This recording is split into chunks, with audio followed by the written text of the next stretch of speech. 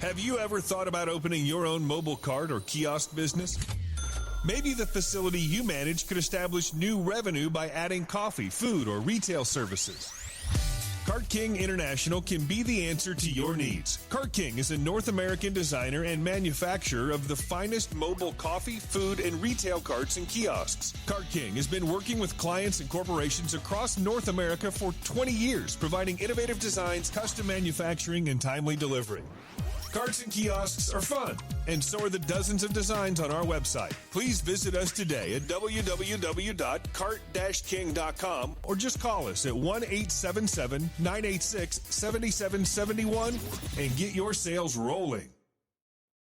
PureSoapFlakes.com, 218-568-2525.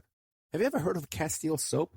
Pure Soap Flake Company handcrafts fine soap bars, laundry powder, and concentrated soap flakes using organic vegetable oils from their northern Minnesota facility. Bathe your body and wash your clothes with Pure Soap products that are free of fragrance, GMOs, palm oil, sodium lauryl sulfate, and synthetic additives. Keep it clean, folks. Pure Soap Flake Company products are kind to living creatures and sensitive skin, safe for drains and waterways, and work great in high-efficiency washers and top and front-loading machines. Order today at PureSoapFlakes.com, greenhome.com, Amazon.com, or give them a call, 218-568-2525, 218-568-2525. Pure Soap Flake Company is a proud member of the Handcrafted Soap and Cosmetic Guild.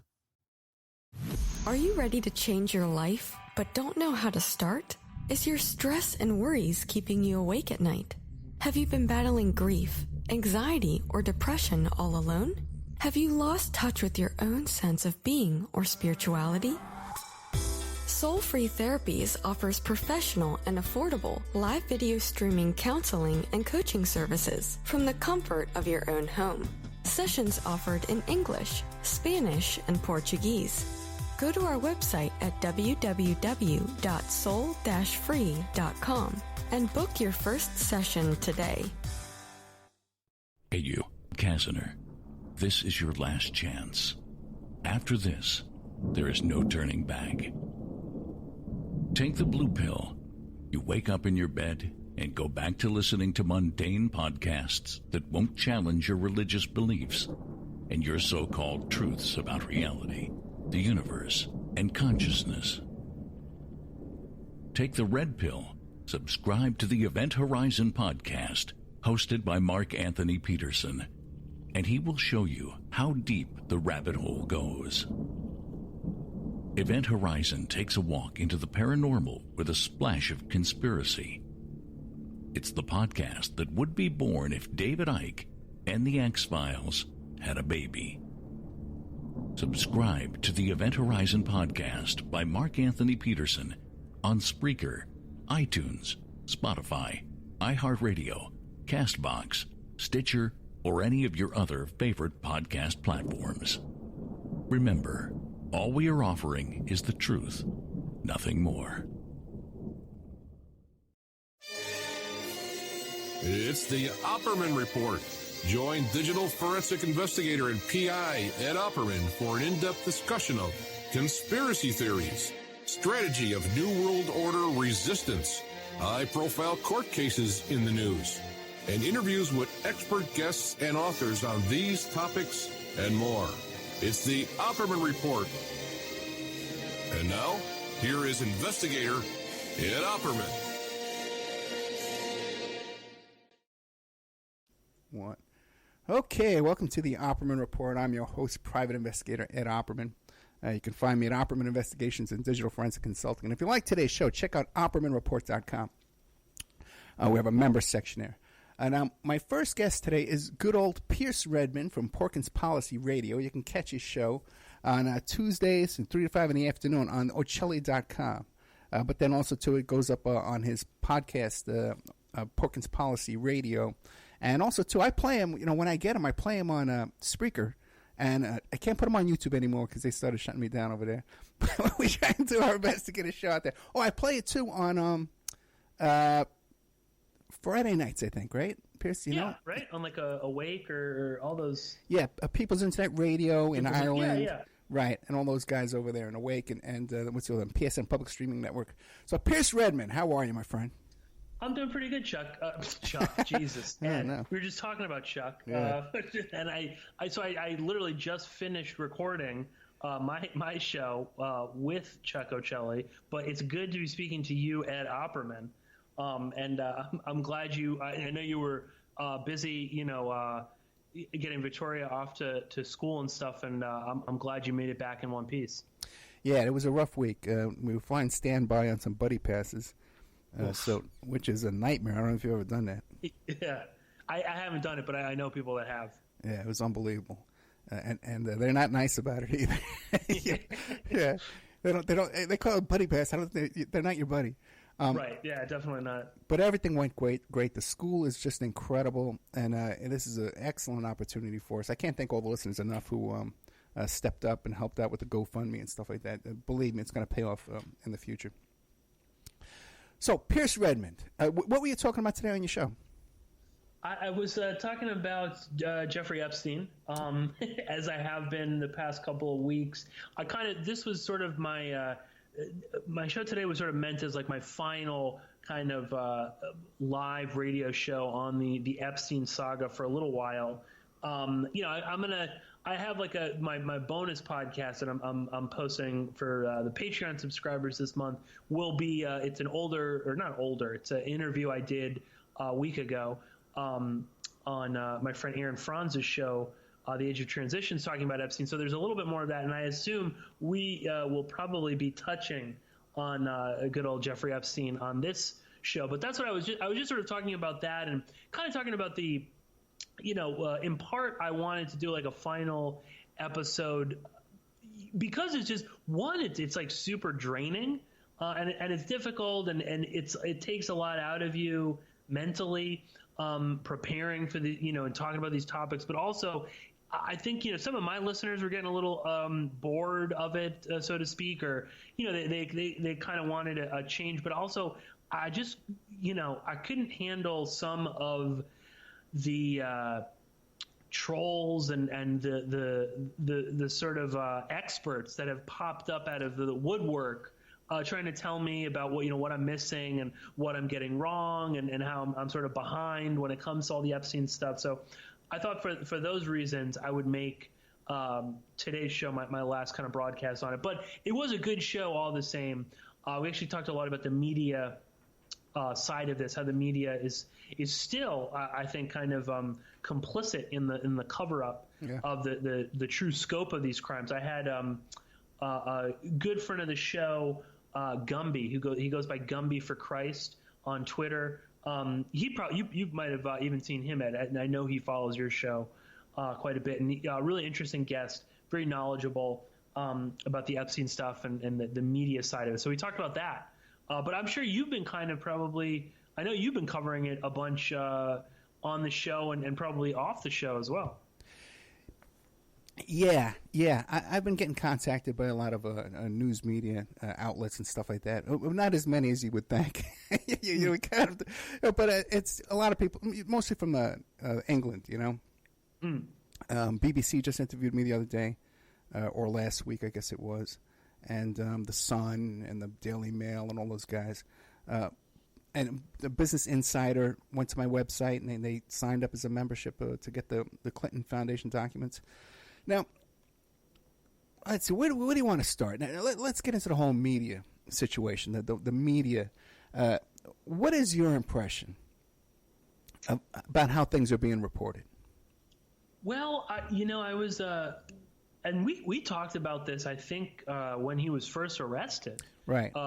We did some shows on this, and we talked about it. And I kind of at that time thought that the media was finally sort of paying attention.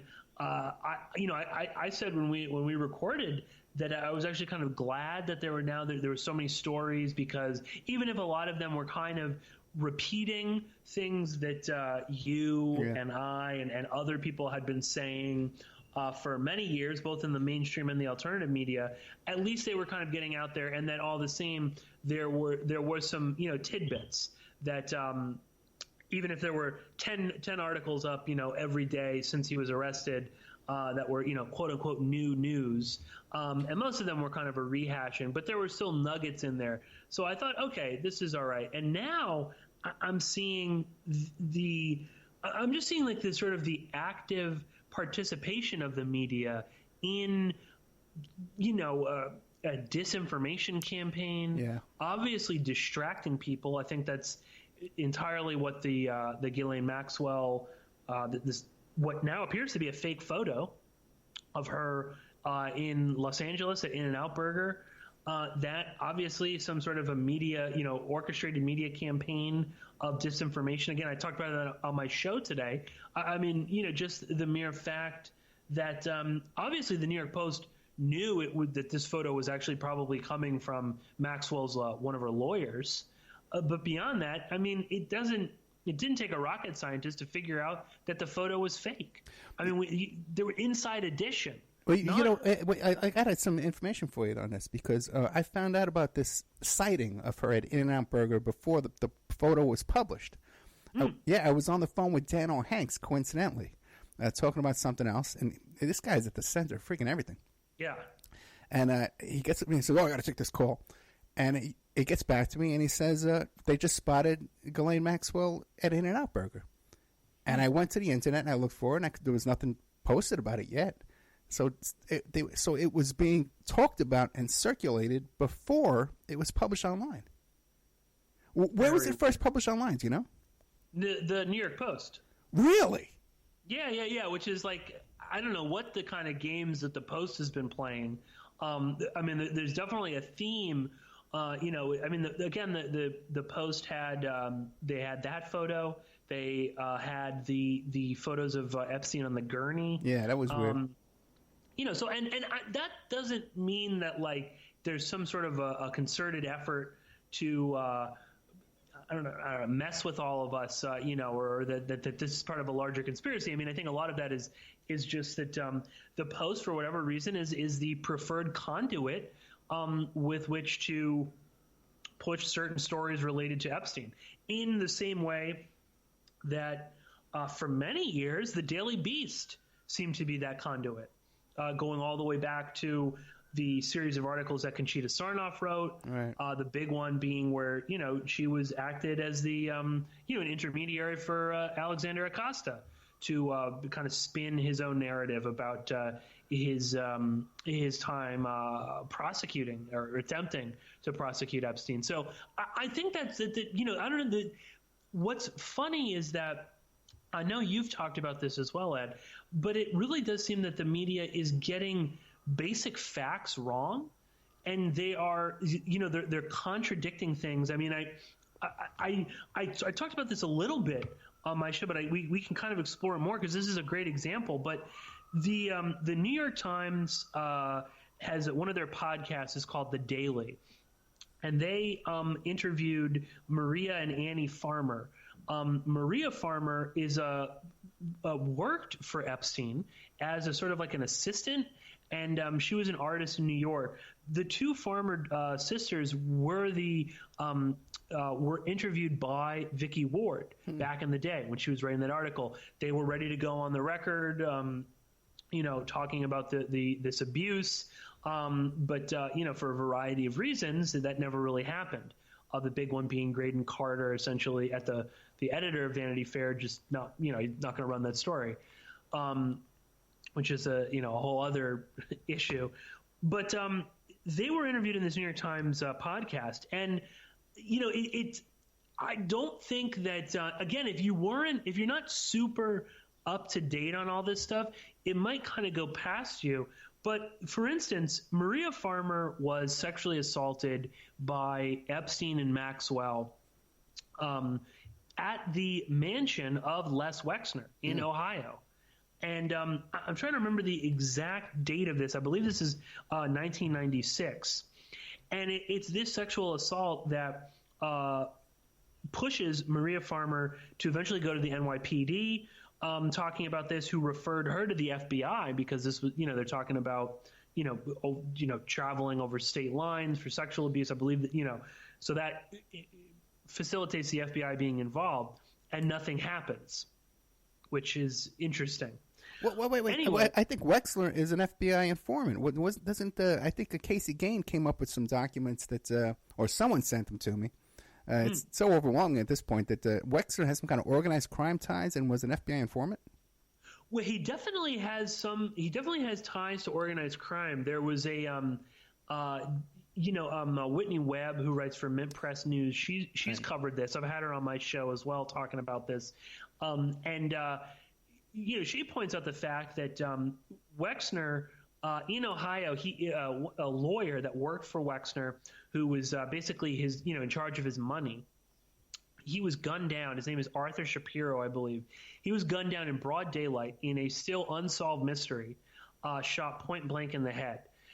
An internal police report looking into this that was it was basically destroyed by the chief of police, although one copy was somehow funneled out to a journalist, investigative journalist in Ohio.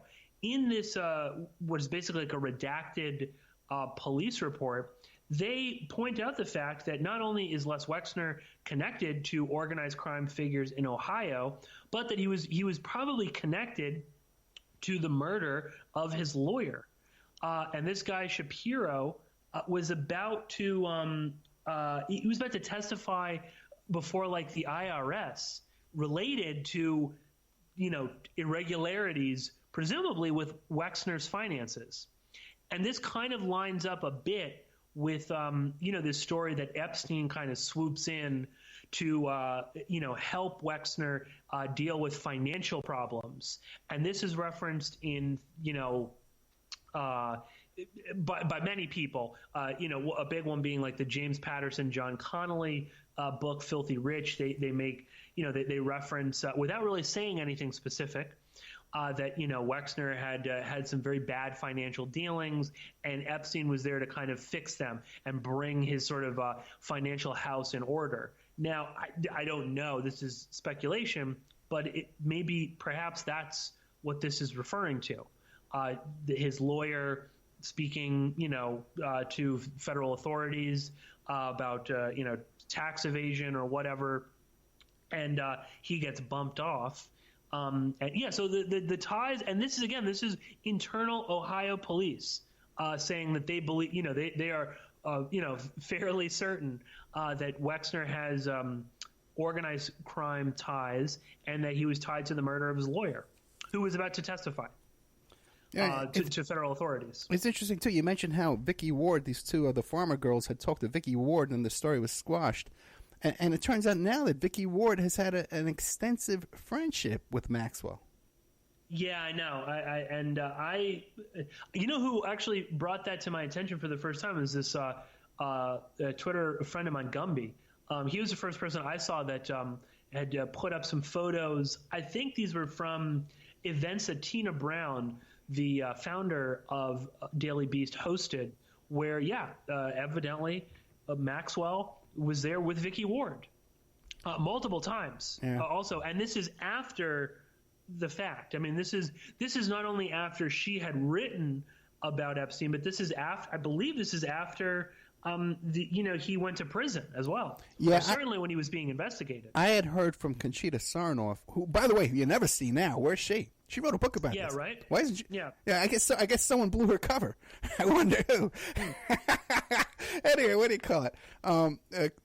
Conchita Sarnoff told me way back then that Vicky Ward has changed her tune and her attitude about all this, and they've all made up, is what she told me after reporting about Trump and Epstein. That's interesting too, because Sarnoff was not very forthright when she was originally reporting on this. The fact that she even began writing about Epstein is because she attended so many parties that he was at, because she was very much part of that New York elite, that went to parties where Epstein was there, or parties that Epstein hosted. I don't know where Conchita Sarnoff is now.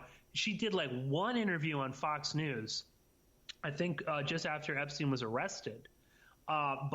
She's just completely. I don't think she was ever really like a real journalist, right. in the same way that Vicky Ward is. I think my belief is that Conchita Sarnoff was inserted into this story very early on. She was there to serve a purpose. She finished that when she wrote and published her book, Trafficking. And after that, she's done. She got her money or whatever sort of payment for what she did, and that's kind of the end of it. To just quickly link back to the Wexner and all this stuff, the beyond the organized crime ties. Obviously, Wexner deeply connected with Jeffrey Epstein, and as I mentioned, Maria Farmer in an affidavit. It's up there. You can if you Google or you go to my website and you just type in Maria Farmer, you will see the affidavit is posted on my site. In an affidavit, she talks about being at Wexner's mansion in Ohio when she was sexually assaulted by Ghislaine Maxwell and Jeffrey Epstein. She talks about in the affidavit trying to call the sheriff's office. There's no answer. That Wexner's security would not let her leave. That they forcibly kept her, a prisoner for something like 24 to 48 hours in this mansion. And it was only when she called her father, who drove all the way up from Kentucky to pick her up in Ohio, that she was allowed to leave. Now, none of that really makes it into this New York Times podcast. Well, also, too, wait, are you hearing these stories about Zorro Ranch, but they have records of people traveling to Zorro Ranch and never leaving? I've seen that reported. I haven't seen anything like concrete, although I've seen those rumors out there. Yeah, that's being discussed extensively. Every reporter that contacts me is talking about that. Really? And yes, and I was contacted by by a LAPD intelligence officer, and also Daniel Hanks mentioned it too as well. So it's out there. Well, that kind of fits with the there's everybody now suddenly everyone wants to look into this, and the authorities in New Mexico, I think, are running around like chickens with their heads cut off, trying to figure out how they can damage control for this. But if you hear officials in New Mexico, I mean they're saying that they're sitting on a mountain, bombshell is whatever was going on in New Mexico. This seems to be way more widespread. I know that there was the New Mexico land commissioner handed over 400 pages of property records to authorities. Obviously, you've got Bill Richardson, who's been, he's always been implicated in all of this, but now it's sort of come out, in the mainstream media that how close he was. And you've got the I think it's the King family is a very they basically ran or run in New Mexico. I don't know quite yet, but I think it's Brian King. He was the governor of New Mexico. Right. He actually owned the land that Epstein bought for his mansion. And also, are you hearing this stuff about this lottery? No, what's that? Oh my God, this is real, man! Look it up. This is the wildest thing you ever heard in your life. It was like an Iowa lottery ticket was won by the Zorro Ranch Trust. Oh yes, no. Yes, I do know that. Yeah, that's real old though. Yeah, what the hell's going on with that? I have no idea. No, I do remember that. You and I might have even talked about this years ago. I don't know if we even recorded it, but I know that was out there. I don't know what that is in reference to, or if that's some sort of a hoax or something. But yeah, I do know. No, it's possible that someone would have won that lottery and then somehow got a hold of Epstein and said, hey, can you handle this payoff for me, because I don't want to take this money. Maybe they have a criminal record or something like that. Who knows, and a fugitive, who knows what their story is. And they brought in a shady financial guy to take the payment for them and set up a trust. That's a possibility. But I just want to cover the Conchita Sarnoff thing and put it to bed for this show at least. Conchita Sarnoff is the source for the 3-page letter that Alexander Acosta wrote, giving his version of why he gave the sweetheart deal way back a long time ago. She uses the law firm Kirkland & Ellis, which is the same law firm William Barr worked for. It's the same law firm the Ken Starr and all these guys who got Epstein out of this jam worked for. And also to her publisher is a Mossad agent, Victor Ostrovsky, who specializes in deception. Okay? And then also, too, am I correct in stating that Conchita Sarnoff is also the original source for these phrases, Pedophile Island and Lolita Express? She's the first person to coin these phrases? Oh yeah, I don't. She definitely pushed them. Yep. And you know, she was one of these which are now everywhere. I can't stand it. It's just they're stupid. You know, it's like who cares? So, I mean, it's and it is interesting. You know how many people now all say that, you know, pedophile. It's like I don't even really. It's interesting just that that's become like part of the lexicon. And it's also interesting, too, that how few of these women who have come forward now and are being represented talk about the island at all. They're very few. Right. All this stuff was happening in, like you said, Wexler's house, Zorro Ranch in Manhattan, in Florida. Mm-hmm. Ed, you just sort of reminded me. I forgot all about the Powerball ticket. I believe that's actually in it's in Larry Viscasi's deposition. He was one of Epstein's pilots, longtime pilots. You know, he was the pilot who recently deleted his Instagram account. You know, when the people began to kind of piece it together. There's a famous picture of him and Kellyanne Conway, which is just a total coincidence in the Miami airport. But it's during that deposition, and I think it's Brad Edwards or one of the lawyers brings up the Zorro Trust winning this like huge, you know, $80 million ticket, you know, some Powerball ticket. So I think that's where that originally comes from. But yeah, that is like I totally forgot about that. But again, you know, all those little details are completely falling the wayside. Well, how about the Clinton Foundation? No one is talking about the Clinton Foundation. And I was just thinking about this the other day. Well, I was swimming in the pool, as a matter of fact. I think it was, might have been today. Because you do those laps back and forth, you know, you have a lot of time to think. And Bill Clinton, you know, here you got Jeffrey Epstein with the balls to use Bill Clinton and the Clinton Foundation in his sentencing. His sentencing, what do you call memorandum there? You know, and Clinton never denies it, and Epstein's the prosecutors never deny this, and it's not reported about. Yeah. Now, goes to show, though, the balls Epstein has with dealing with the president of the United States of America, Bill Clinton, one of those most powerful, the Clinton crime family, one of the most powerful gangsters on the planet. Think about that. Yeah. Oh, and that's you know, that's it that also falls in line with, you know, all these other people, you know, that everybody would vouch for him. Yeah. I mean, that's essentially, you know, that he's saying Clinton will vouch for me. It's the same way that when he got out of prison, Glenn Dubin and his wife Eva Dubin, who's Epstein's ex-girlfriend, they were vouching to the parole office, saying, no, it's fine to have our teenage daughters around him. Yeah. No problem. And now we had no idea. I mean, what did you think was going on? Hey, what do you make of this Bill Gates story? Is that true? That they were, you know, closer than we've been led to. Probably, I wouldn't be surprised. I mean, the guy that Dershowitz, you know, was trying to throw under the bus, Nathan Myhrvold.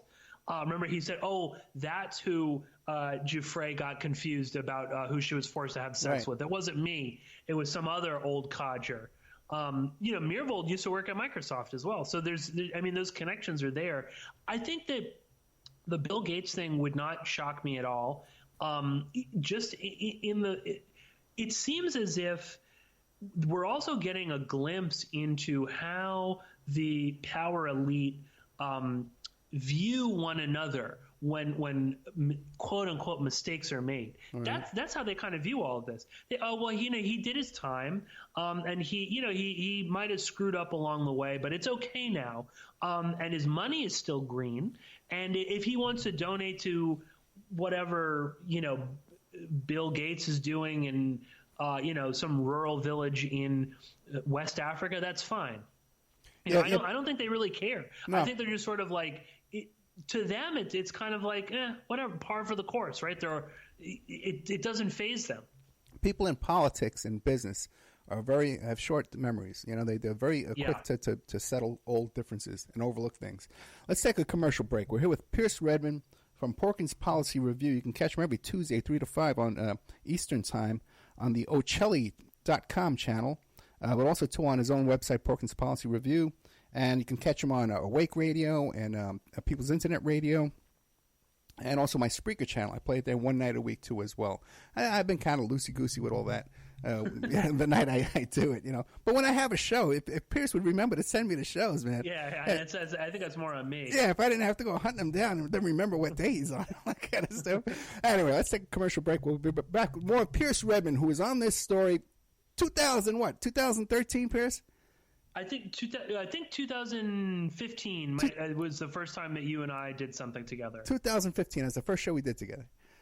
We'll be right back after these messages. Where am I over here?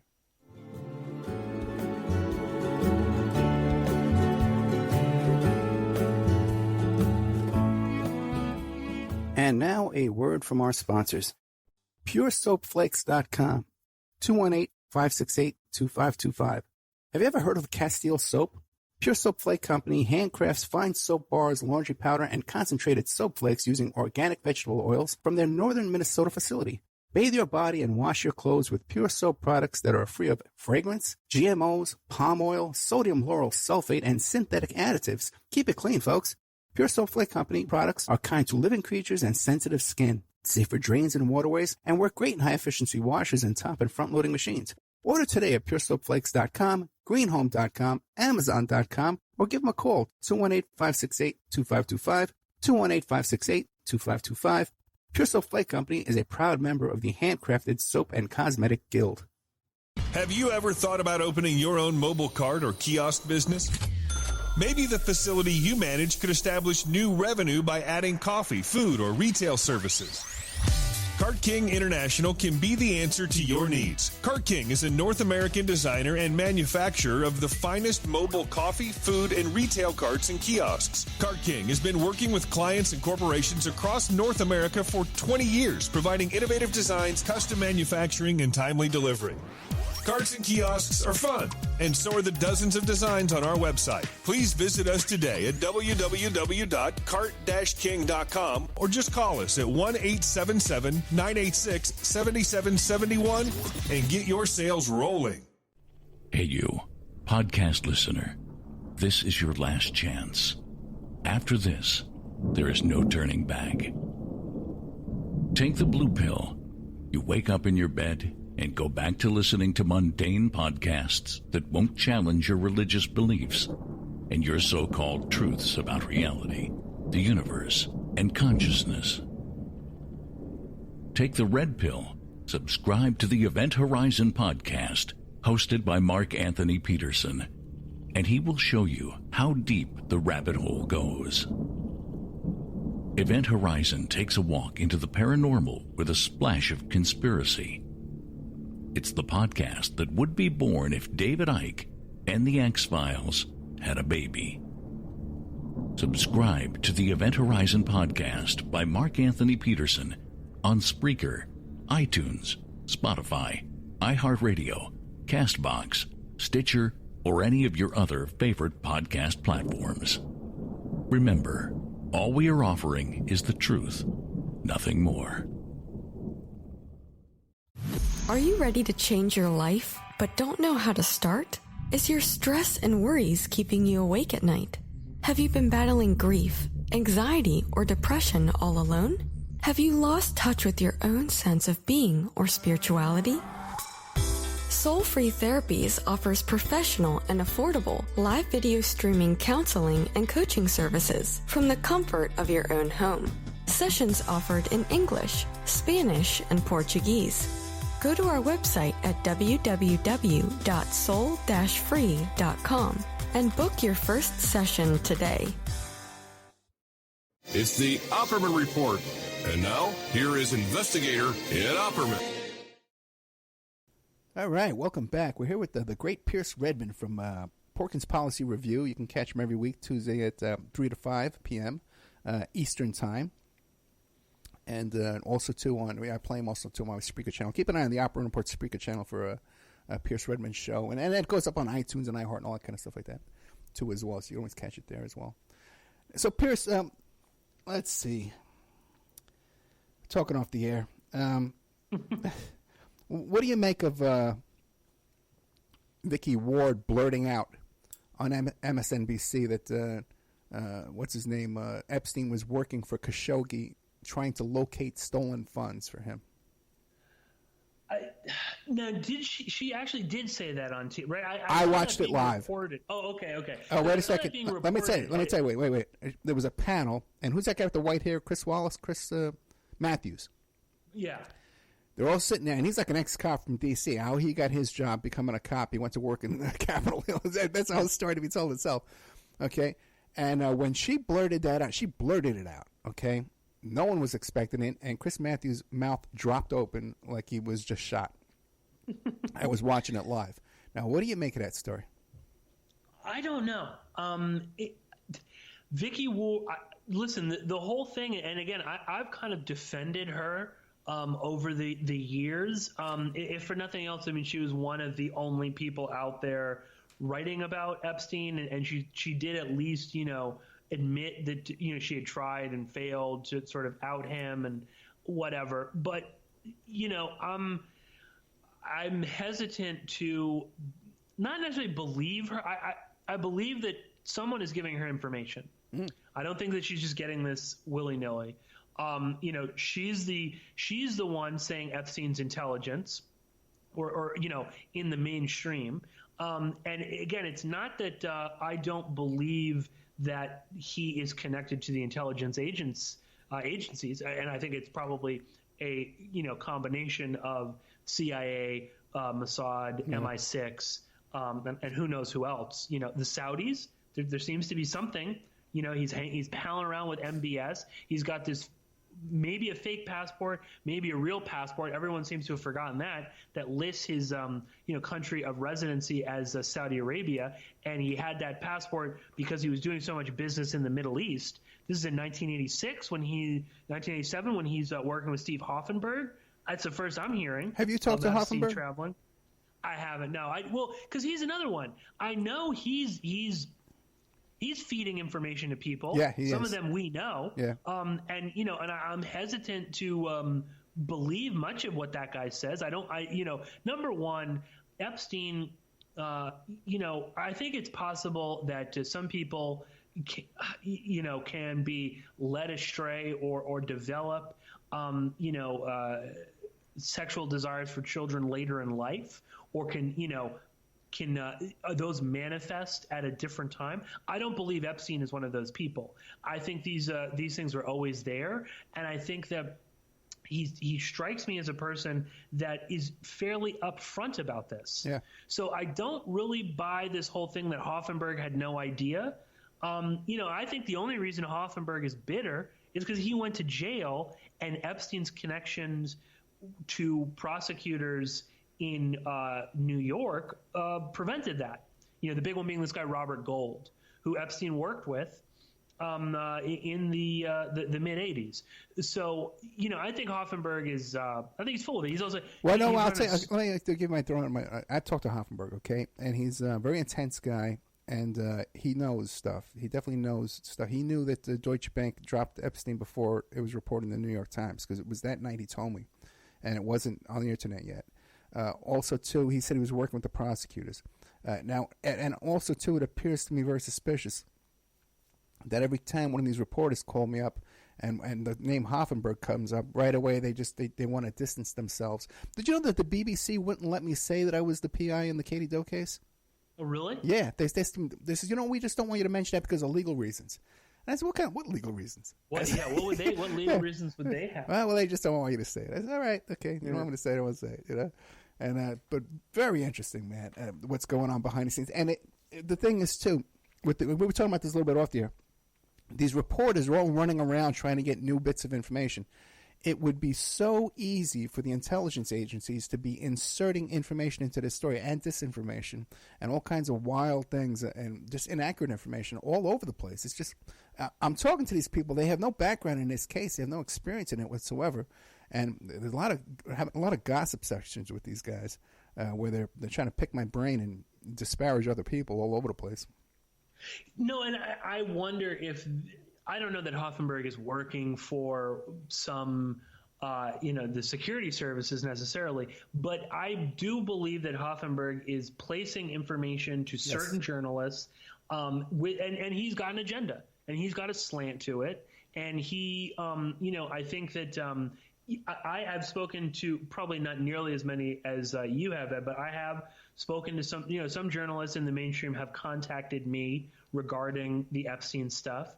And certainly Hoffenberg's name comes up. And I can attest to what you said. They all, no, we don't want to, nothing to do with him. We don't trust. And I get that. This guy, listen, he's Bernie Madoff before Bernie Madoff. He's working with Epstein, went to prison. I mean, he's a shady individual. He's still very close with Donald Trump, running a huge super PAC for him. So, I mean, I don't know quite what the hell that is all about. And along the same lines, Khashoggi, again, we have this connection. Vicky Ward brings it up, this connection to Khashoggi.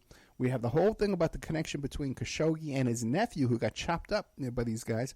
They don't want to talk about that, and no one wants to talk about the relationship between Trump and Khashoggi, which was so. The name Khashoggi is a protected operation as well. You can't even mention the name. When Khashoggi died, they never said good friend of Donald Trump. Trump bought his yacht, and they didn't even say that surface stuff. They don't even talk about. Forget that Khashoggi is a well-known human trafficker, man. And buddies with Trump. Arms dealer. Yeah, coke smuggler. Yeah, exactly. Just sort of. Ed, it's the same thing with George Nader, who's absolutely just as. I mean, he is like a fixer on that level of Khashoggi. This is a guy who apparently was allowed unfettered access to the White House. He's walking in and out of Steve Bannon's office when he was there. Flynn, yeah.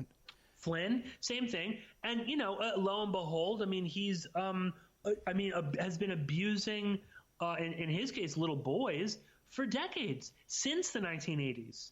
And again, Nader, very much a player with the, people connected to Iran-Contra, very close with all sorts of interesting Saudis, Lebanese, the Iranians.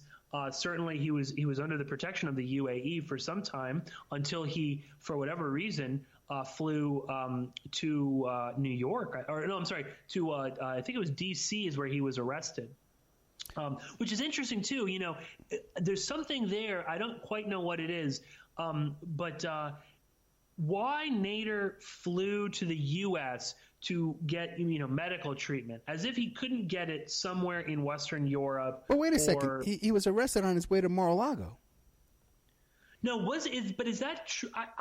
The story that I heard was that he was he was getting he had like a stent or something put in his heart.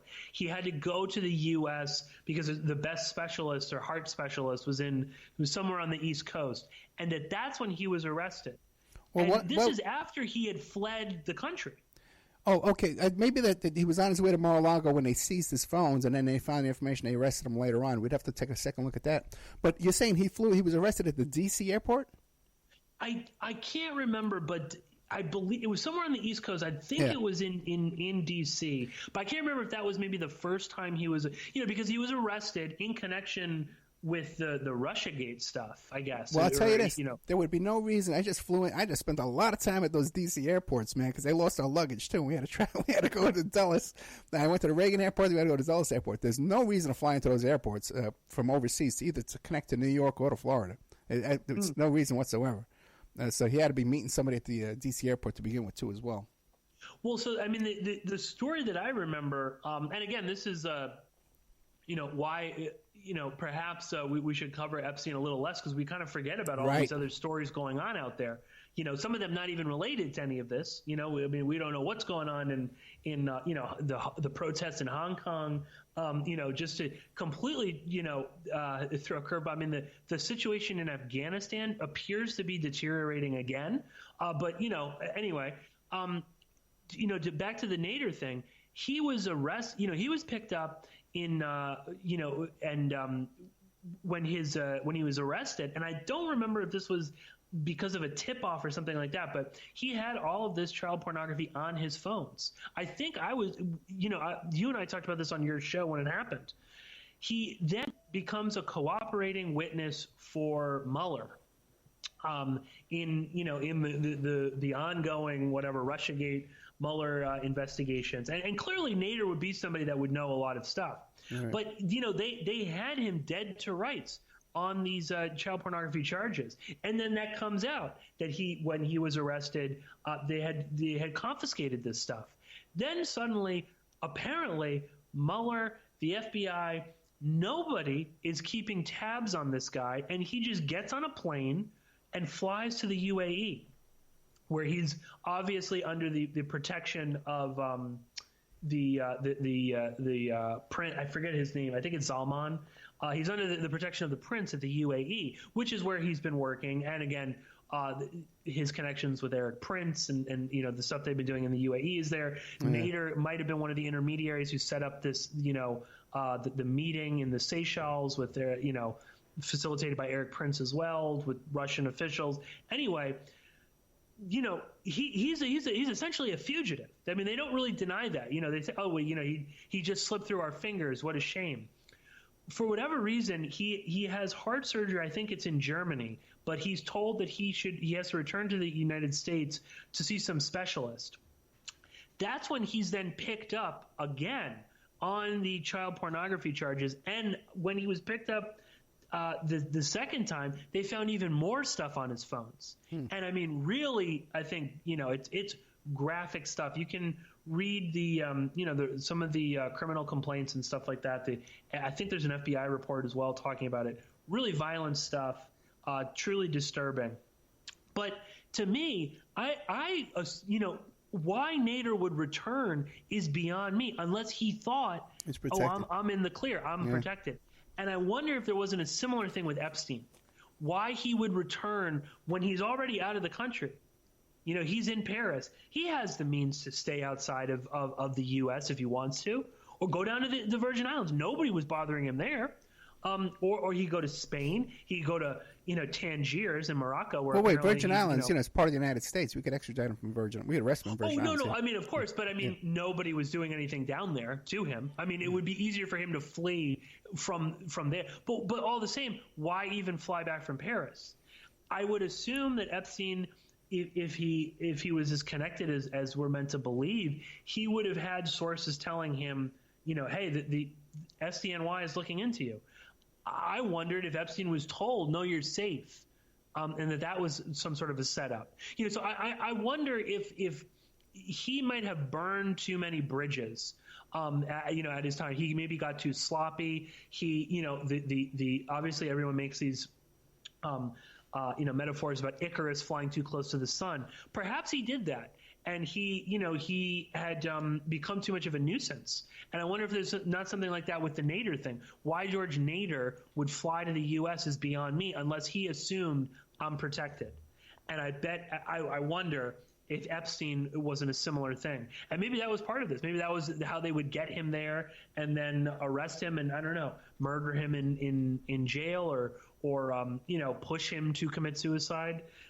That's obviously speculation, but I wonder about that, because I would, unless Epstein really was out of the loop and didn't know. But that seems a little far-fetched. Again, if he's supposed to be as far-reaching in his power, how he didn't know he was being looked at. He knew in Palm Beach when it was happening. Yeah. And I'm sure you would know this better than a lot of other people. But I mean, people in courthouses, people in, even in the Southern District, they talk. It's very easy to get information out of courts. It's very easy to get information about indictments and things like that. You've probably heard rumors. It's not, journalists are well known to pay, especially in New York it happens. You pay somebody, clerk's office, they can tell you, what judge is assigned to what case or whatnot. So it's not even like, if you're committed, you can figure it out. But somebody like Epstein I would think would have someone on the inside. Yeah. You got Kirkland Ellis. They got all kinds of, former staffers. Exactly. And forget it, students. Now, what about, we're running out of time, okay? Bannon and Wolf. Now, we find out now that Bannon's far better friends with Epstein than we ever thought. And we find out, too, that Michael Wolff, who wrote that book, what was that book called? Fire and something? Fire and Fury. Fire and Fury, yeah. that he was buddies with Epstein and much closer to Bannon than we thought before. What do you have to tell us about this?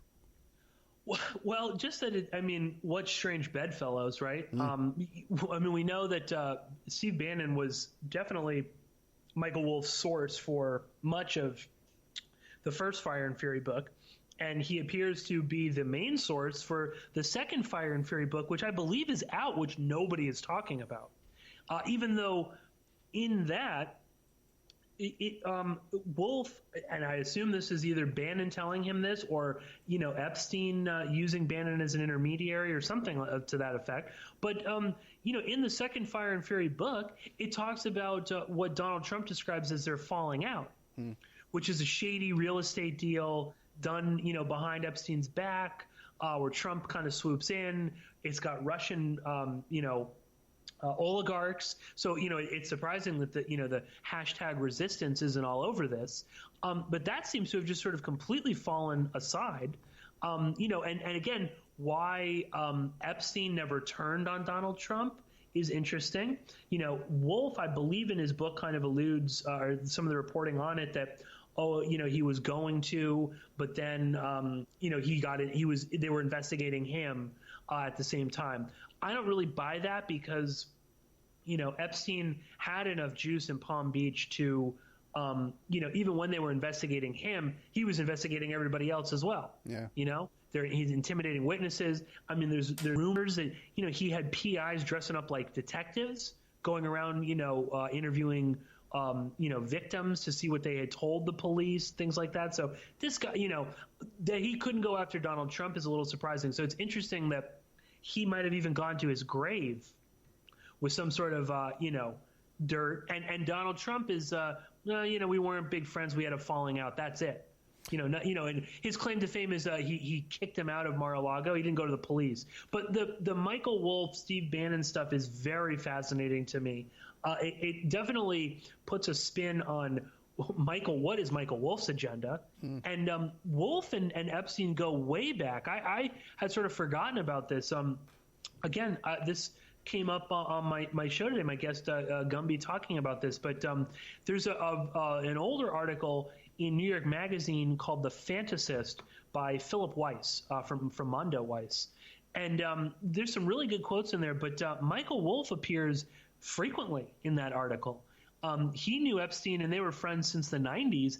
And I have to double check, but I was going through the flight logs, not the ones that were sort of just recently released, but some of the older flight logs that have been out there.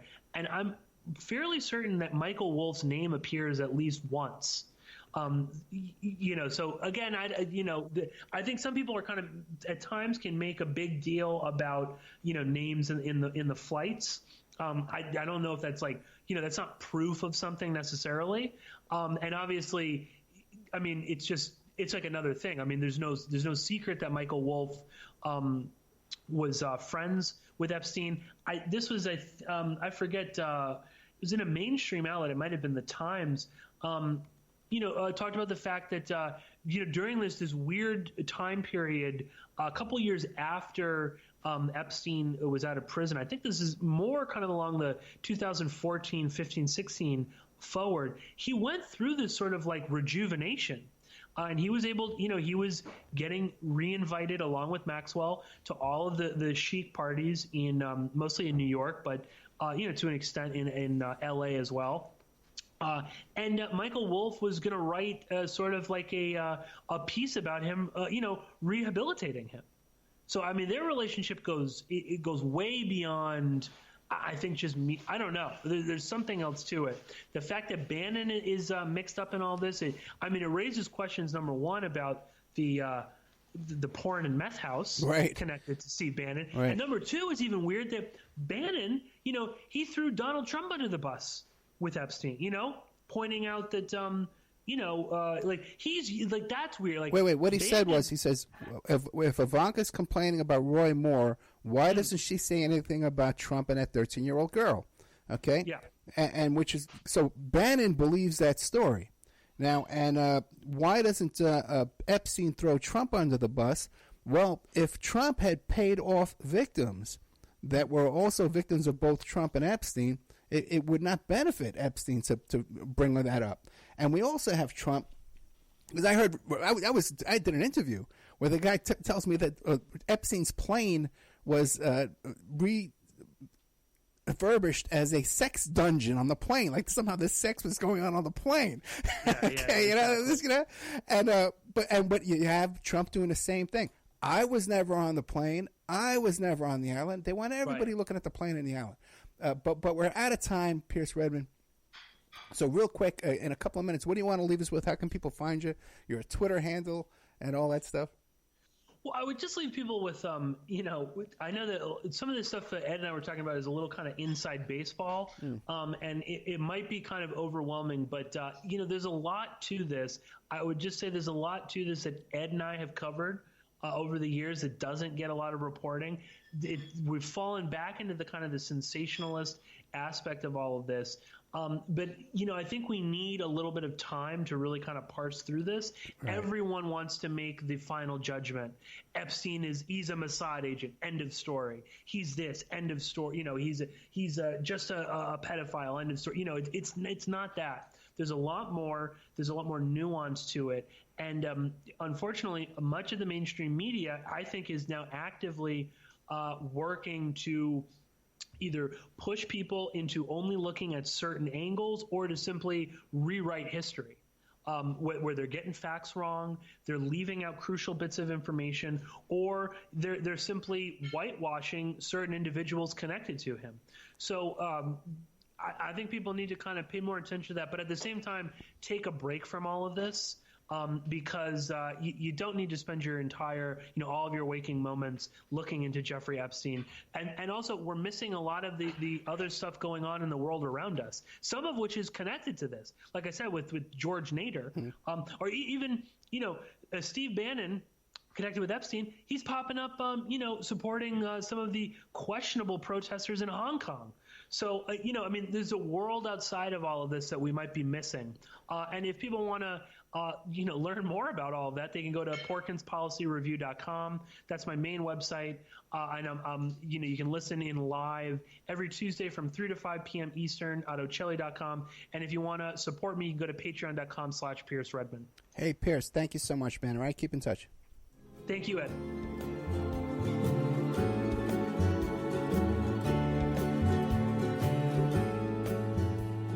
And now a word from our sponsors. EmailRevealer.com.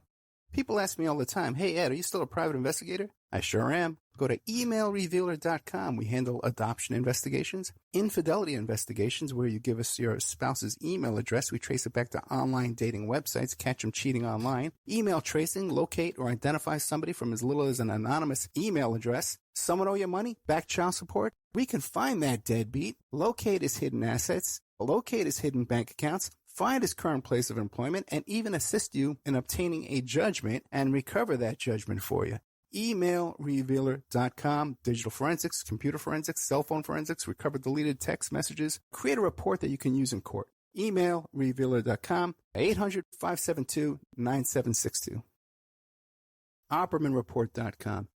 Hey, do you like what you're hearing? Do you like the work that you see us doing here at Opperman Report? You can support that work by becoming a member at OppermanReport.com. And as you have access to over 200 exclusive shows and interviews that you can't find on YouTube or Spreaker or iHeart or iTunes or KYAH. You can't find them anywhere else online, exclusive to our member sections, to our members. Also, too, there's images, videos, documents, court docs, a lot of content there at OppermanReport.com. And it's the memberships that support the Opperman Report and allow us to play these shows for free on Friday nights and Saturday nights on all the stations you hear us on. You can also make a donation at OppermanReport.com. If you want to support the show and become a member, I can give you a discount. I'll give you 13 months for $65 if you email me directly at OppermanReport@gmail.com. And don't forget, you can hear your ad played here on the Opperman Report, reach hundreds and hundreds of thousands of people on a daily basis because the show is repeated every day all over the world. Contact me at OppermanReport@gmail.com and I'll give you a good deal on advertising rates.